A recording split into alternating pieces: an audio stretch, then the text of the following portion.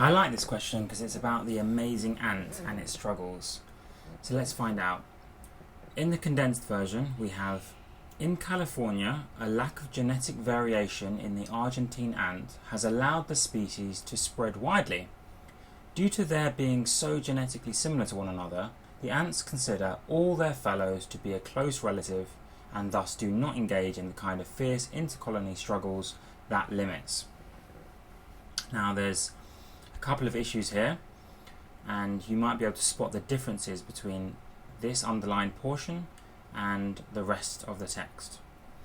But the key lesson from today is going to be the phrase considers A to be B.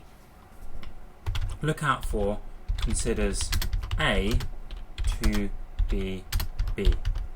Now whenever you have that phrase, the A and the B have to be parallel. So considers Emma's house to be John's house. Considers fighting to be killing. They have to be parallel. A and B have to be single and single, or plural and plural. So let's look out for that in this text. We've got the ants consider all of their fellows, that's the A, to be a close relative. Can you spot the problem there? We've got a plural with a singular. We've got all of their fellows to be a close relative. You can't consider all of your fellows to be a close relative. That doesn't make sense. You'd consider all of your fellows to be close relatives, or you would consider your one fellow to be a close relative, single with single or plural with plural. So always look out in GMAT sentence correction if you see that phrase considers A to be B, that A and B are parallel. Okay, because they're not in this example, that knocks A out. Let's see what we've got left. So A is gone. Now let's looking at B. Considers all of its fellows to be a close relative. So again, the same problem, knocking out B. So notice with this one trick, that whole question, which is quite a long question, becomes quite a lot easier.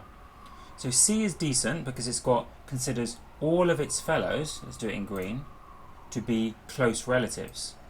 So that's plural with plural, so there's no problem there. Looking at D, consider all of their fellows to be close relatives. Again, that's fine. And then E, all of their fellows to be a close relative. So again, we've got a plural, all of their fellows, with a singular, a close relative. So E is out as well. So we're left with C and D. Can you spot any difference between C and D? Quick tip, by the way, often look to the end of a sentence to spot the error, because the GMAT tries to confuse you by putting lots of words in there. And looking at the end, we've got the struggles that limits, or the struggles that limit.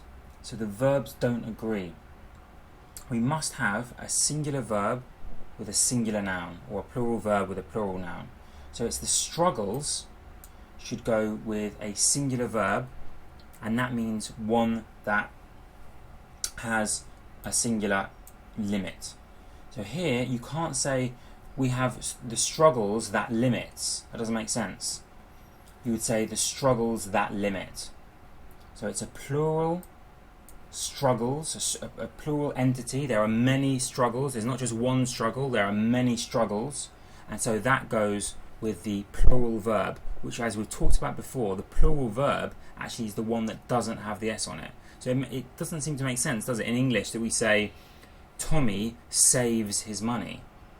So it's a single person, Tommy, but he saves with a plural. Whereas you'd say the group of boys save. So it's a plural entity, the group of boys, but they save without the plural. So you've got to match them up quite carefully. So it's the struggles, plural, that limit. So D is correct here.